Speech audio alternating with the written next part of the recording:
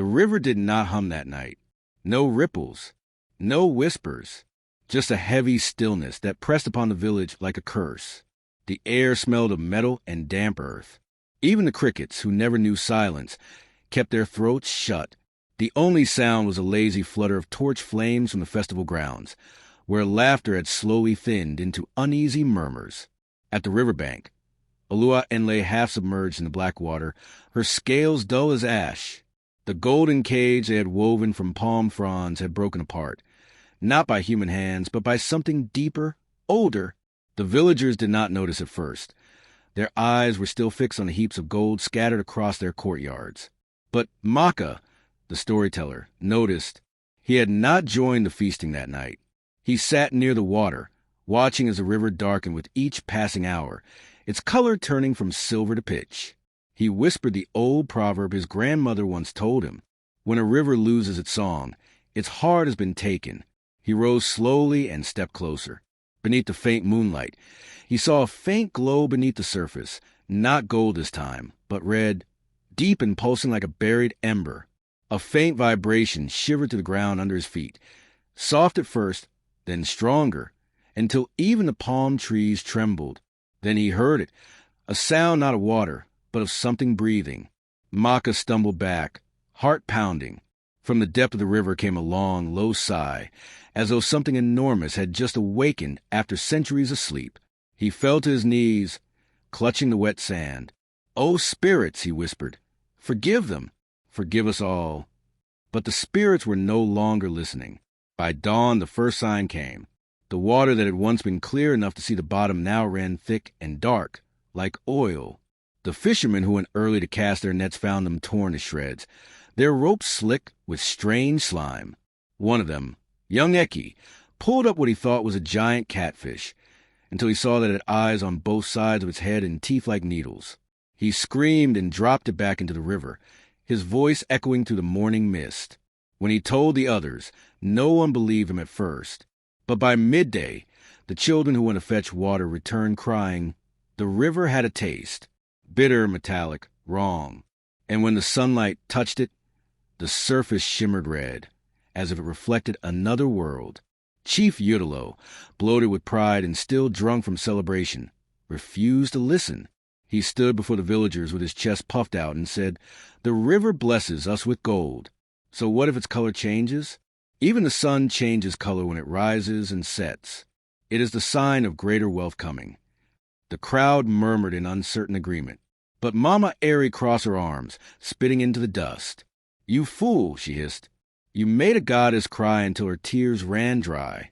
Do you think a mother gives more milk when you beat her?" Her words struck the air like a curse. Udolo's eyes flashed, but before he could respond, a young girl came running from the river path, her wrapper soaked, her face pale with fear. "The mermaid is gone," she screamed. "The cage is broken. She's gone." The crowd gasped. Chief Udolo turned pale for the first time in years. "Gone," he repeated. "Yes," the girl sobbed. "And the river, it's moving backward." Everyone ran to the bank, their feet pounding the dusty path. And truly, the river was flowing the wrong way. The current that once rushed joyfully toward the sea now crept slowly upstream, like a snake retreating into its den. Fish floated dead on the surface, their silver scales turning black in the sunlight. A smell of rot rose from the water, making even the strongest men gag. Maka knelt by the edge, whispering to the dark water, "Olua N, daughter of the river, where have you gone?" But there was no answer, only the soft bubbling sound, like laughter from something unseen beneath. That night, the village held a meeting in the square. Torches flickered, shadows danced across worried faces. For the first time in years, no one sang, no one drummed. Udolo sat on his carved stool, frowning deeply. Around him were the elders, silent and grim. "It is her doing," said Mama Airy, breaking the silence. "The mermaid curses us because we made her weep. Maybe she curses only the greedy," Maka said quietly. "The ones who trapped her, the ones who struck her."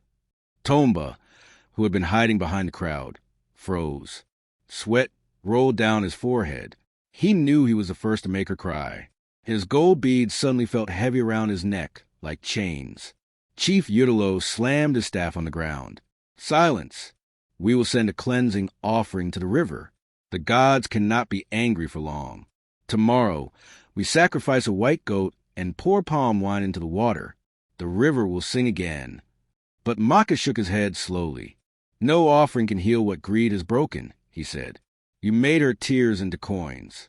Now the river will make our lives into tears. Enough of your riddles." Udolo barked. "At dawn, we will cleanse the river. Any who refuse will be cast out."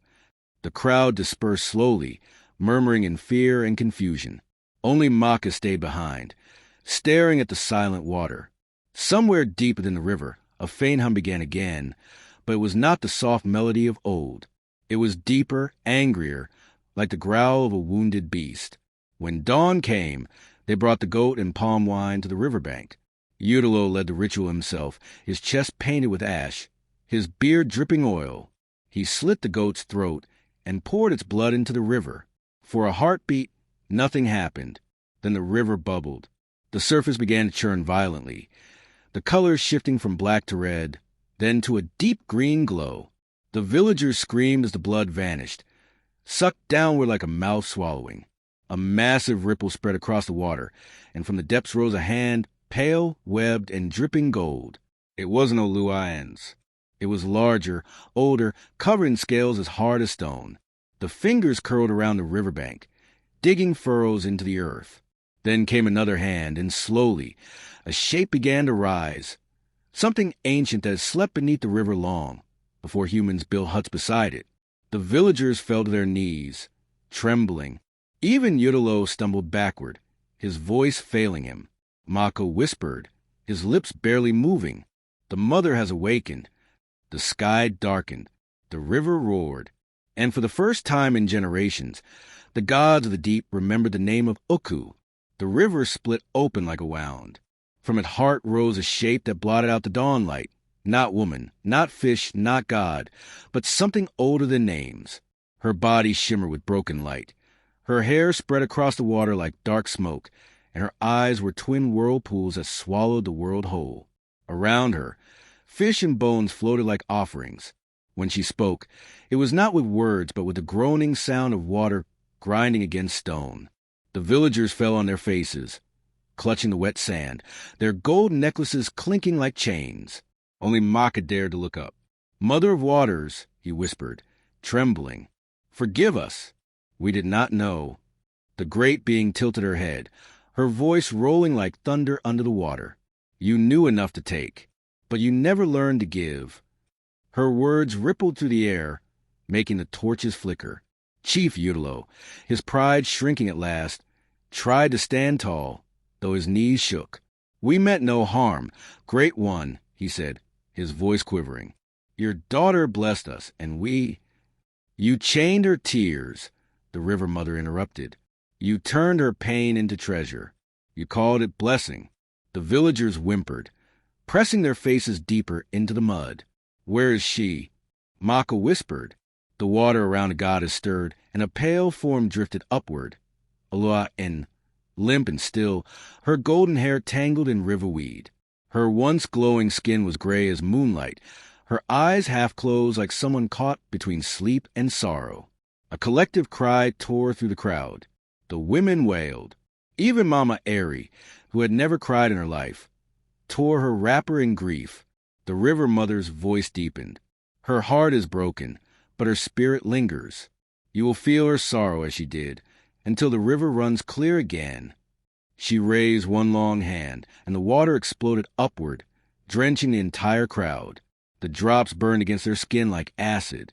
Those who had worn gold screamed the loudest. Their necklaces, bracelets, and earrings began to melt, turning hot as fire. Men threw their riches into the sand, but it was too late. The melted gold ran down their skin like tears, fusing into their flesh. Cry and give us gold, whispered the goddess mockingly, her voice echoing across the valley. "Now your wish is granted. You will wear gold forever." The people screamed. Udolo fell to his knees, beating his chest. His belly, once proud and round, began to shimmer. Gold veins spread across it, like roots of a poison tree. He looked down in horror as his skin hardened, his breath slowing. Within minutes, Chief Udolo stood frozen, a golden statue, eyes wide with terror, his mouth locked in an eternal scream. The others tried to flee, but the ground beneath their feet had turned to wet clay. Each step sank them deeper, the river dragging them closer like hungry hands. Maka tried to pull one child free, one of the twins, Kachi, but the mud swallowed the boy's legs before he could move. "Run!" Maka shouted to the other twin, Maki. "Run to the hills. Tell no one to return." The boy hesitated, tears streaming down his face. "What about you, storyteller?" "I must stay," Maka said softly. "Someone must remember the truth." Then the river roared again. The mud rose like a living thing, swallowing the cries, the huts, the golden huts, and the people who had once called themselves blessed. Only the drums, floating broken in the water, made a sound dull and hollow, like the heartbeats of ghosts. By the next sunrise, Uka no longer looked like a village. The golden huts had melted into shapeless mounds. Smoke curled from the ruins, and the river had spread wide, devouring fields and paths. The once singing water now murmured in strange voices, whispering under the wind. Birds refused to fly near it. Only a handful survived, those who had hidden in the forest, the ones who had never touched the gold. Among them were Mama Eri, her hands burned from trying to save others, and Maki, the last of the twins. They sat near a dying fire, silent and hollow-eyed. "What now?" whispered the boy. Mama Eri stared toward the river, her voice hoarse. "We wait for the land to forget."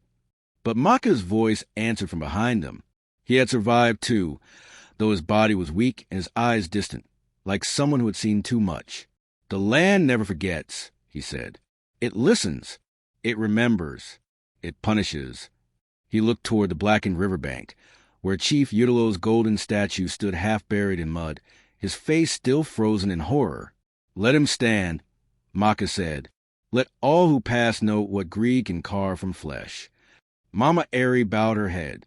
"Will the river ever sing again?" Maka looked toward the water. It shimmered faintly under the fading light, red, not gold. "Only if we learn the song," he said. "The one that asks for nothing." That night, as the survivors huddled under the trees, Maki awoke to a sound. A hum, soft, familiar. He crept toward the river, his small feet silent on the damp soil. There, among the reeds, he saw a faint glow, a woman's shape sitting on a rock, her tail shimmering faintly in the dark. "Olua N," he whispered. She turned slowly. Her face was calm now, peaceful, but her eyes were empty, like deep wells. "Child," she said softly, "why do you not sleep?" "I heard you singing," Maki said. "The river is angry. Can you make it happy again?" Olua N smiled sadly. "The river does not hate. It remembers balance. When it sings again, it will not be for humans." She reached out, touching the boy's forehead gently. Her touch was cold but gentle, like rain. "Go north," she whispered. "There's another river there. It is not yet cursed. Tell them what happened here." Before Maki could reply, she faded, her body dissolving into light, sinking back into the black water. The boy stood trembling, then turned and ran into the forest, never looking back. Behind him, the river mother's voice echoed one last time, rolling like thunder across the sleeping land. "Cry no more for gold. Cry for what you lost." And with that, Uku vanished from memory, swallowed by the earth, forgotten by maps, remembered only in stories whispered beside fires. For 7 days and 7 nights, the boy Maki wandered. He walked barefoot through forests that whispered, across plains that had forgotten laughter. The sun rose and fell, but the world felt dim, as if the light itself feared what happened at Uku. He carried no food, only a carved wooden flute that once belonged to Maka, the storyteller. Each time he blew into it, no sound came, only wind. But he kept it, for it reminded him that stories survive even when voices fail. Sometimes in the distance, he thought he heard the river following him. Not the gentle murmur of streams, but lohum, the same song Olua N once sang to the children. He never turned to look, afraid that if he did, He might see the black water crawling after him like a living shadow. By the 8th night, he reached a new land. The signboard at the edge of the road read, Omage, a wide, thriving village built near another river, smaller than Uku's, but bright and clear as crystal. Its people were busy even in the dark, drying cassava, smoking fish, and laughing around fires. To Maki, the sound of laughter felt like a dream he once knew.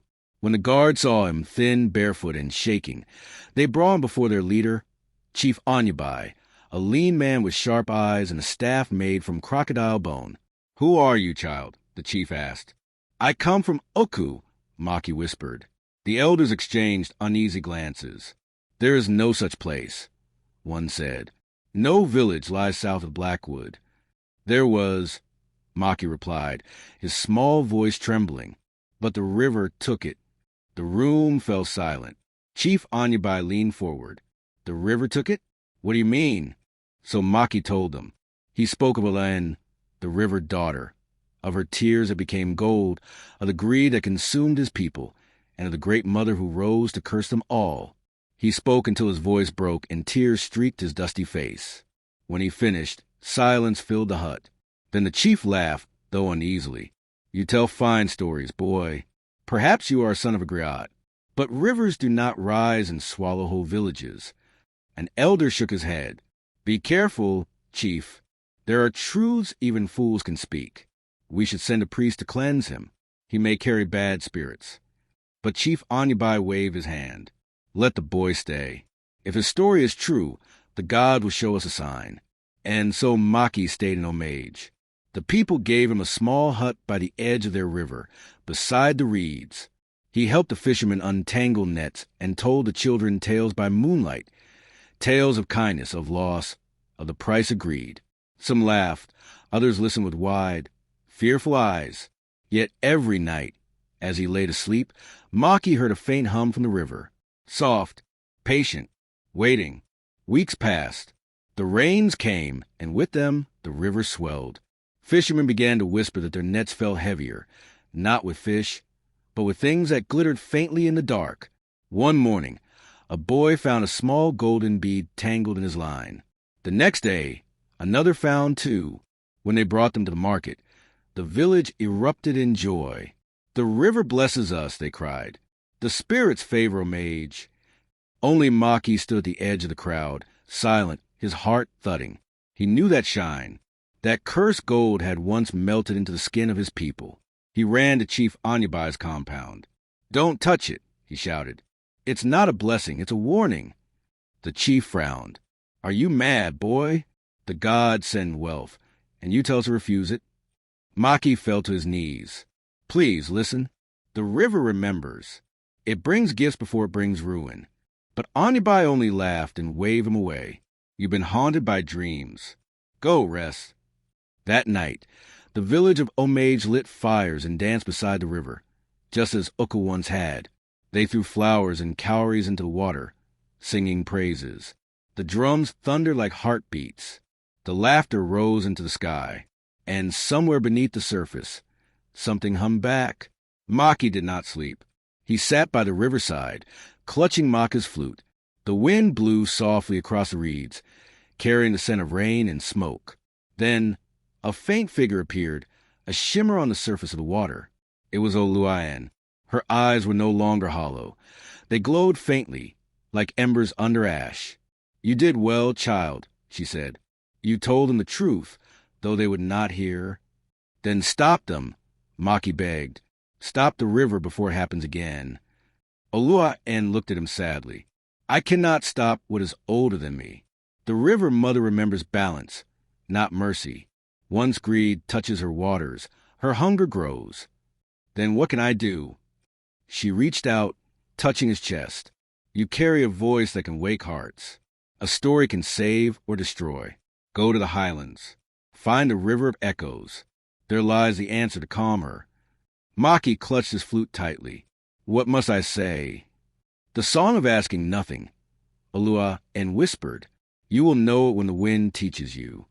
Then she sank back into the dark, leaving behind only ripples shaped like tears. The next morning, Maki left before dawn. He walked north, following the path of the mountains. Behind him, the people of Omage shouted with joy as they discovered more gold washing up on the shore. But by the third day, that joy turned to panic.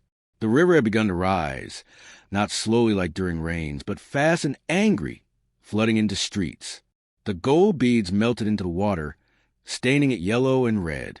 Fish floated dead, and the drums that once beat with joy now echoed through empty houses.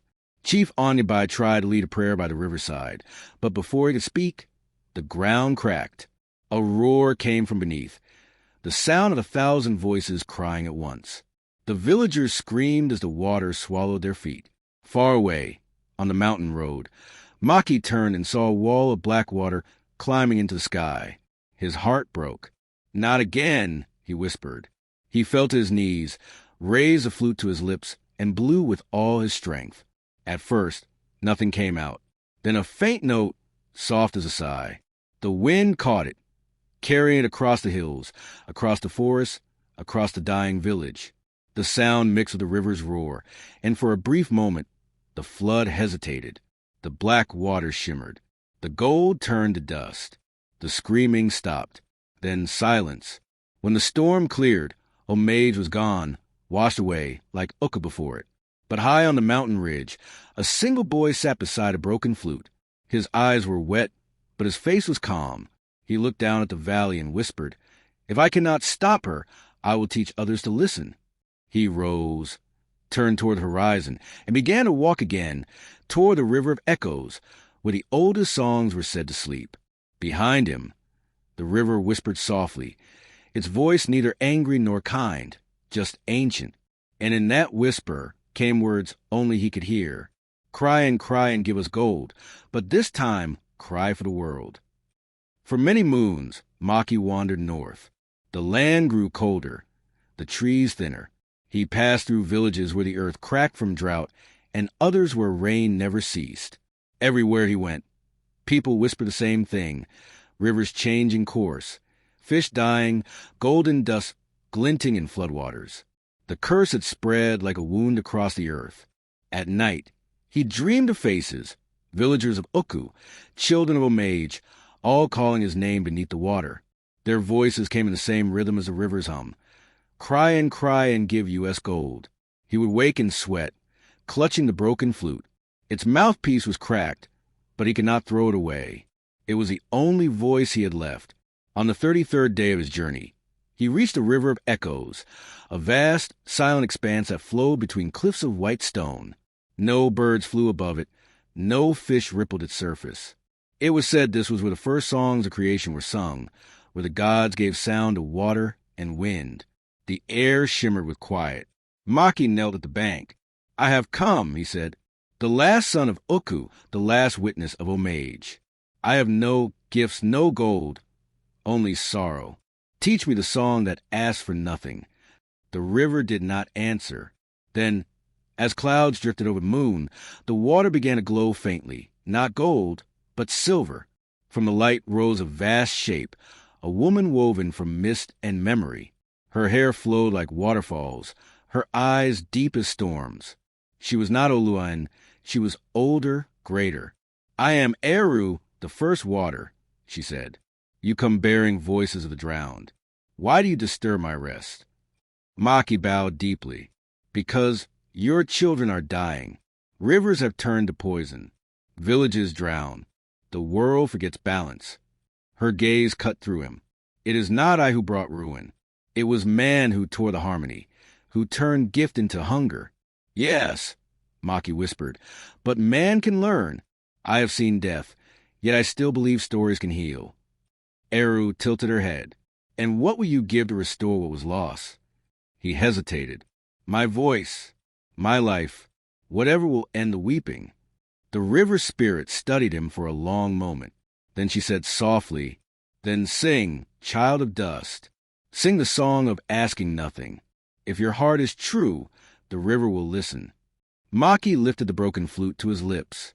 The wind was cold, his fingers numb. He closed his eyes, and for a moment, all he saw were faces. Olua N, the children of Uku, Chief Udolo, even the gold gleaming under black water.